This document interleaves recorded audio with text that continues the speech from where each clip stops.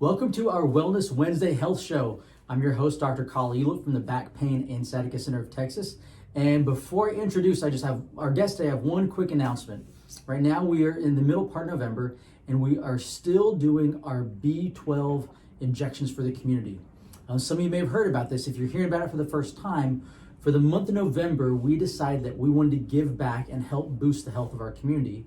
So we've been going around to different businesses and organizations providing free B12 shots. We know B12 is an essential part of the immune system, and it helps boost and support the immune system. And that is actually the best defense against any virus, any bacteria, is a healthy immune system. So if you're part of a group or organization, and you have at least 10 people, just give us a call. We'll put the info below, and we'd love to come on site and provide these immune supporting B12 injections this month for you. Now, on to our guest. I'm really excited to have with us Rick Ornelas. Did I say that right? Yes, you did. Okay. I've known Rick. It's one of these things. I've known Rick for years, right? And I always mispronounce his last name. Rick, welcome to our show. You're not the only one. Thank you. You're not the only one. So people always get that wrong. But I do want to say, just to start out, is that I did have one of those B12 shots last week. Okay. At the gym, and I do feel better. So awesome. Thank you for that. I did get my B12. So our topic for today is, as you guys know, we hit different local businesses and topics that can help support a healthy lifestyle. And when it comes to health, there's like the triad of health. We look at three different categories. There's physical health, and so people know about exercise and the importance of that. There's what we call chemical and nutritional health. We know about healthy eating and what we put into our body. But the third leg of that triad is what we call emotional or spiritual health. And so Rick has actually done something really cool recently, and that's why he's here today. Rick, we'll start with the book, and then we'll go backwards from there. Sure.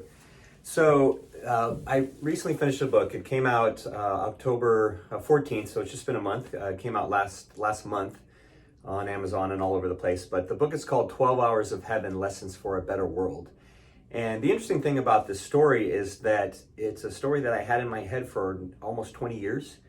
And the story, before I explain what the story is about, it's a fictional story, but the story was sparked in my head 20 years ago when I was in a really severe car accident with my wife and my two oldest daughters, who were very young at the time. They were just little bitty at the time, and they were in the vehicle, where it had started raining, and the car hydroplaned and spun out of control, and we went across 3 lanes across the highway, nearly hit the center divider, spun back across the other 3 lanes, went up a dirt embankment, hit a brick wall, flipped over, and landed back on the wheels. Oh my goodness. Yeah. It's almost like a scene out of a movie.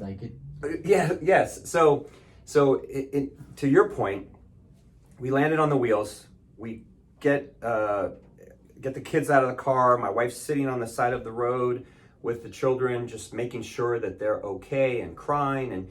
And this nice elderly couple pulls up, and the wife puts a blanket around my wife, and the gentleman sits there and stands there and talks to me, and he says, "That's the most incredible thing I've ever seen. It's like something I would have seen in a movie." And he couldn't believe it. And he said, I can't believe that you all just are alive outside the vehicle. The car was totaled.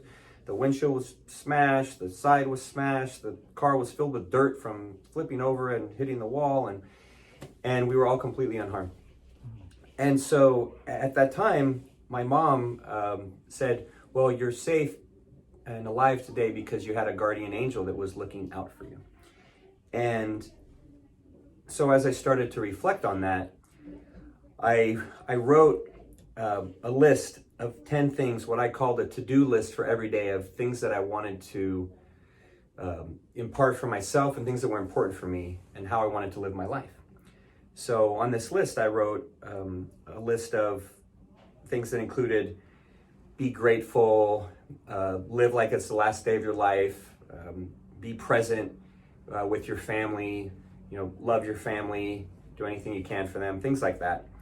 And as I wrote about it and thought about this guardian angel being there and helping us, this story came to mind, this story of 12 Hours of Heaven, of having an angel that is comes down from heaven and helps individuals. And so it took me 20 years, nearly 20 years to write the story. But when quarantine happened in March and April, and we were home, had extra time on our hands, myself included, I wrote a blog article about using the time as an opportunity to improve yourself, to become a better person, to help others, to do all those things that I had written in that to-do list 20 years earlier. And that's something that I still have to stand and follow, but it reminded me of that, and it reminded me of the story. And so I said, I'm going to start writing this book. So you started this, it's been in your head, but you started this just a few months back then. Yeah, so I started writing in April. I started writing in the beginning of April. And having never written a book, I've written lots of blogs and articles and different things, but having not written a book, I said, well, I'm not going to put a ton of pressure on myself. I'm just going to do this and see how it flows along. So a lot of the things that you read on writing, they say you write anywhere from 500 to 1,000 words per day. And when you sit down and write and just do all those tips. So I read all those, I took all those tips, I had all my outlines and everything ready. And I started writing about 500, 750 words a day. Well, when July hit, about the end of June, beginning of July hit, I started getting super focused, super connected spiritually. So you talk about the 3 legs, and the spiritual leg being very important, and that's very important for me. So I started getting very connected spiritually, and felt this deep connection with God, and it was so personal and so profound that I didn't share that with anyone. I didn't even talk about it. I just kind of lived it and felt so deeply connected that the story just started flowing out. That I was typing, I started writing 2,000 words in a day, as opposed to 500 or 750, to where I finished the book in 3 months. That is really cool. In just 3 months. I call that like spiritual momentum. When you're just in the zone, you're focused, you feel a connection, and then you're able to do a significant amount more than you would be just on your own with, we'll say, some divine help and inspiration. You're able to accomplish more and do more to have a bigger impact. Yes, and that's the way I felt, and I felt that I had divine help, divine inspiration, if you will. Mm-hmm. And you talk about more impact, and during that time, during that period of that spiritual connection, I started having so many more, this flood of not just the story coming out, but this flood of ideas and things that I wanted to accomplish as a result of the book, and things that ways I wanted to help others. And so as a result of that, I came up with the idea, which I mentioned, the idea was sparked in my head originally, and that's a theme I use throughout the book, is the idea being sparked. But I came up with the idea for a new company that I started called iSpark Change, which the mission of iSpark Change is to help create a better world by spreading positive change throughout the world, one individual, one action at a time. So I've started to build a community of individuals and organizations that want to make that commitment to having positive change in the world. Gosh, how cool is that? I just think that's amazing, Rick. Especially now when we're in the midst of so much negativity, right? You can't turn the news on or go online without having it just flooded of negativity, of hate, of fear. And I can't think of a greater time that I've been alive that the need for hope and positivity is needed. And so I spark change. That is really, really cool. Yeah. What is the hope behind writing the book, behind I Spark for Change? Like, what is the hope in as far as end result? Like, what do you hope to see? Yeah. So before I answer that, I want to share one thing just off of what you just said. So as I was writing, I think that inspiration also not only came from the spiritual inspiration, but also came from the world itself and all the worsening times that we were going through. So as I was writing, we had COVID going on, we had the George Floyd incident and riots and all the political stuff. All these things were going on at once, where you just see humanity suffering, and that's where I said, if humanity is going to improve, it's going to take everyone making a commitment to doing their part. That we can't just rely on one individual to have change for everybody. That we all have to do our part.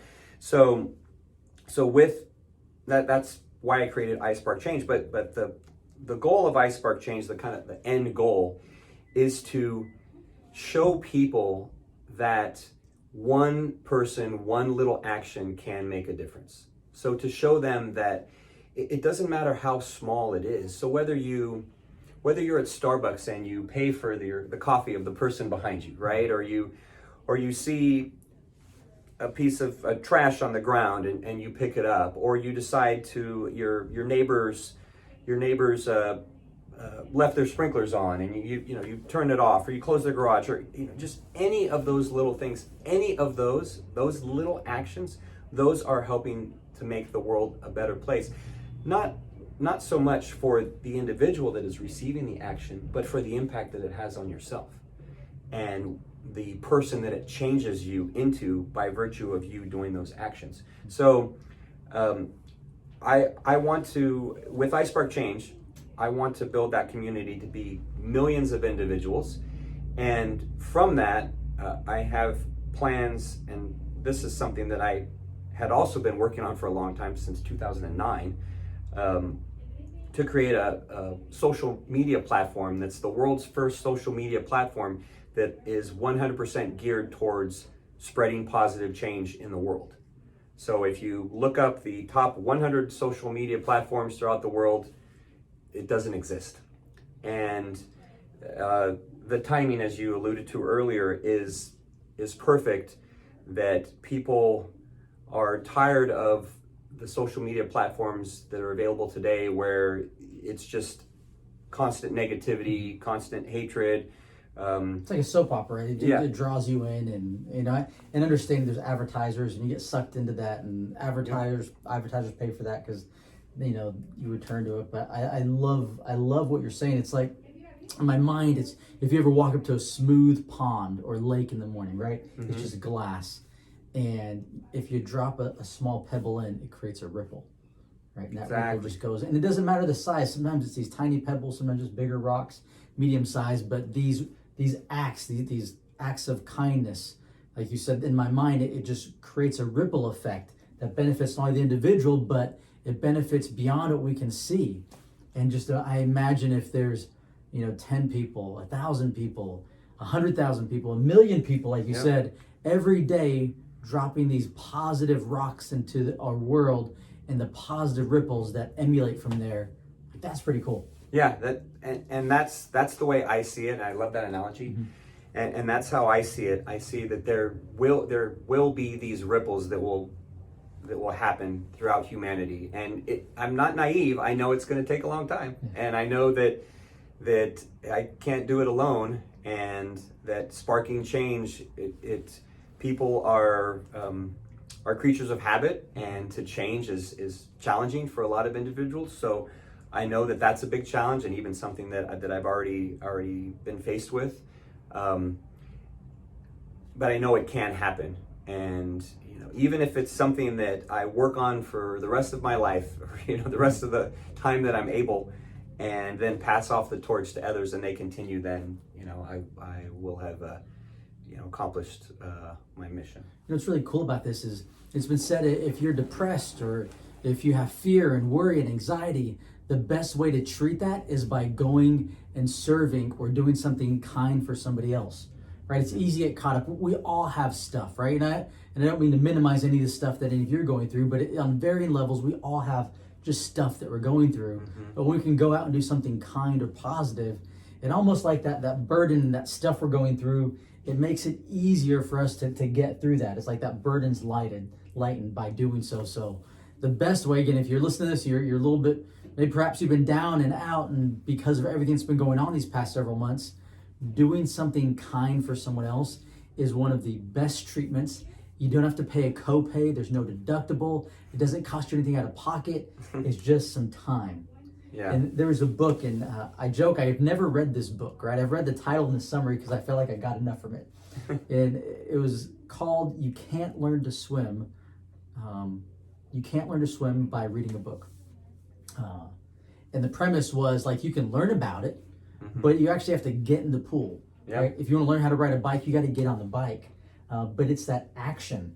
It's that action that creates the change. And I love that iSpark change where it's about just doing it, not talking about it. Let's just do it. Yes. So how, for those of us watching today, how can they get plugged into iSpark Change and then also your book? Let's start with iSpark Change. So iSpark Change, that's the website. So if you go to the letter I, SPARK change.com, you can read information about iSpark Change. You can see the community. There's a Get Involved tab with the community of the organizations and the individuals that have already committed to being a part of iSpark Change and spreading positive change. And you can sign up there to be a part of the community. There's no cost, there's nothing involved. If you want to have your name included on the website, it will be included. If you don't, it won't. But you'll receive periodical content on what we're doing, new partners, things like that. You can also follow on any social media. So Facebook, it's at iSpark Change, Twitter at iSpark Change, Instagram at iSpark Change. You can find us on all the social media. You made it simple to find you. Made it simple. YouTube, YouTube channel, same thing. And we got a copy of the book right here. So those who are interested, I'll bring a little bit closer. It's 12 Hours of Heaven, Lessons for a Better World. How could they get access to this? So there is a link on iSparkChange.com. The book is available on Amazon and Goodreads and all the different platforms. So the easiest is Amazon. If you go to Amazon and type in 12 Hours of Heaven, you will see the book in a Kindle version and in a paperback. Cool. And we'll put links if you're watching this. If you're driving, just make sure when you're done driving, check the email, and we'll put links to both iSpark Change as well as the Amazon link to purchase the book on there. Yeah, that would be great. Just a final word I would share is that if you are feeling a little down, like Dr. Hewlett was saying earlier, hopefully this can provide you some motivation and inspiration. And even if it doesn't, the book is not for you, then if you can start spreading some positive change, then like he said, I know you'll feel a lot better. Love it. Rick, powerful message, a wonderful message, very much in need, and I look forward to sparking change in my community, in my surroundings through random acts of kindness and making a difference. So you've inspired me today, Rick. Thank you for being on our show. Great. Thank you very much. All right. Appreciate Until next week, you guys be well, and we'll see you then.